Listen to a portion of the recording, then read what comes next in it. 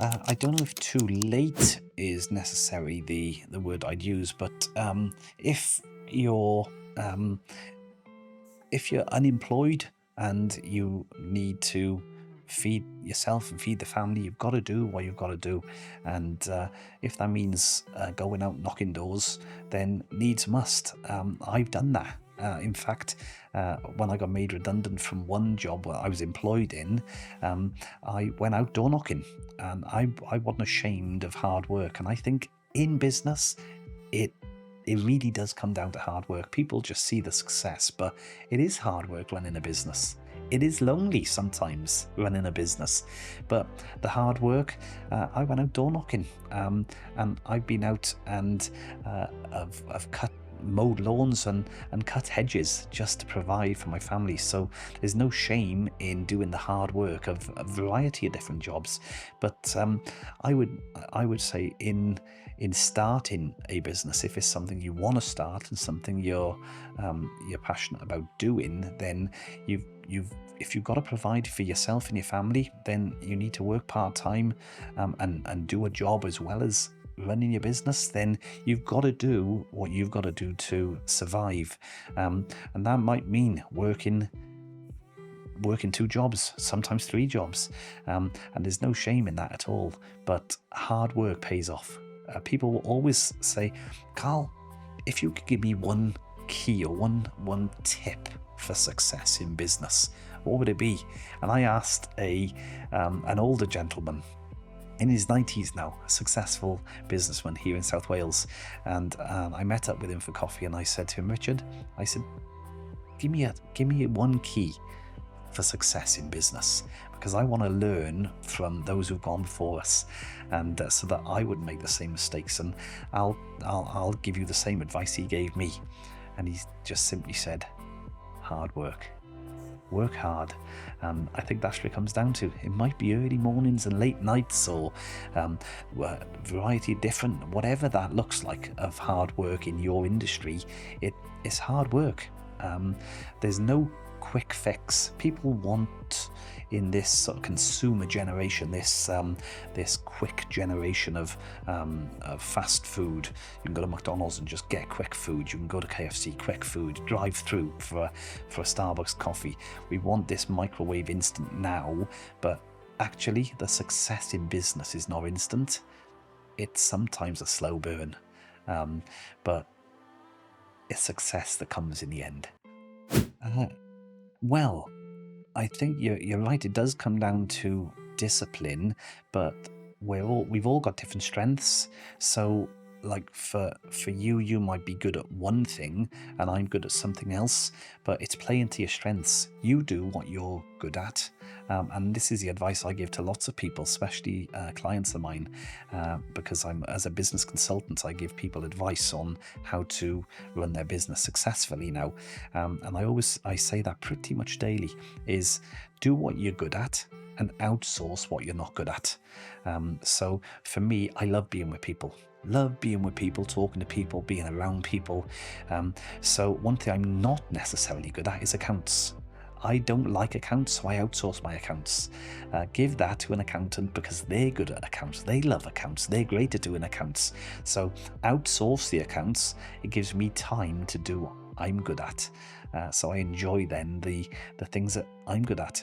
So discipline, if it's you're not sure how to run a business or the things that you need to do, there might be accountability. And you need a business mentor and coach, and that's a shameful plug, but actually you might need a business consultant or someone to give you advice and hold your hand, and if that is the case that you need a mentor and coach, then absolutely, someone that's going to hold you to account.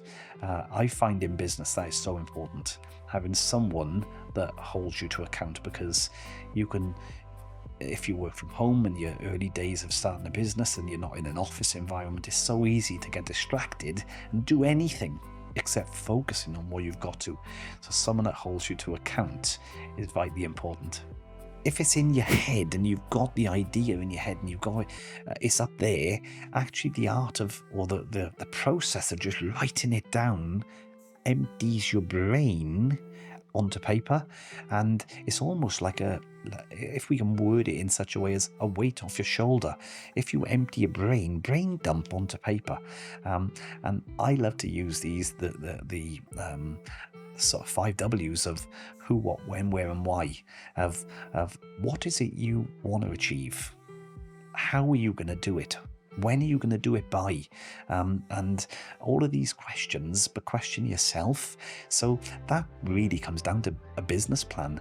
Like, people talk about business plans, and I've been asked to write business plans, and we do write business plans, but actually more than a big 36, 56, 60 page document, a big thick book that you have written for you put in your top drawer, never ever read again. A business plan is just simply a plan of an idea that you want to do, and it needs to be a document for you. It's a plan for you, and that could be that brain dump, just writing down on the back of a paper of what you want to achieve, when you want to achieve it by, and how you're going to do it.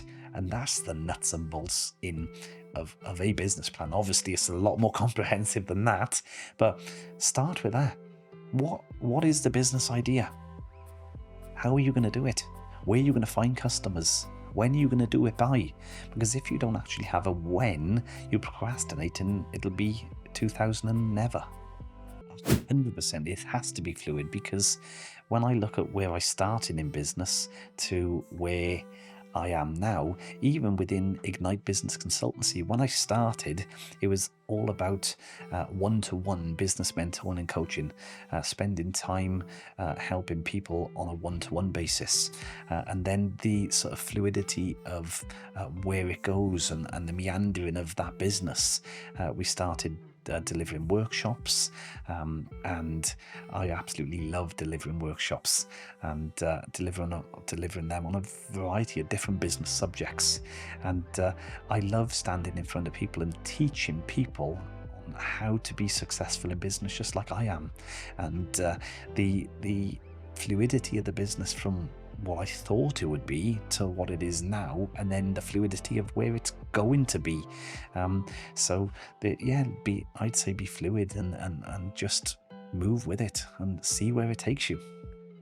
I think for me, business is all about people, and you can't do business without people. There are people in all areas of business. So customers, clients, contractors, whatever.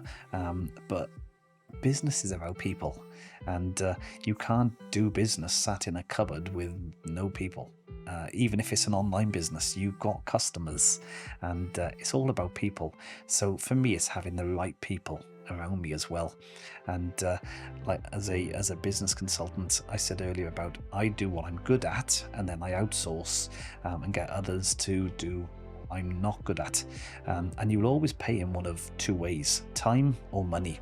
If you want to save time, you'll pay in money by getting someone else to do it, or if you want to save money, you'll pay in time by doing it yourself. So it's having the right people, the right network of people. But more than a right network of people, it's having friends. Having friends around you to support you, and that again is like-minded people. Get a network of people who are in business, like-minded people like you in business that can be around you, support you. And I am so grateful for the people that are in my life, my friends, and I say colleagues, but friends in business as well, that we're one team, and we all support one another. Friends that I have in business, we're friends, and we're able to pass business as well to each other because of the trust that's been built over years.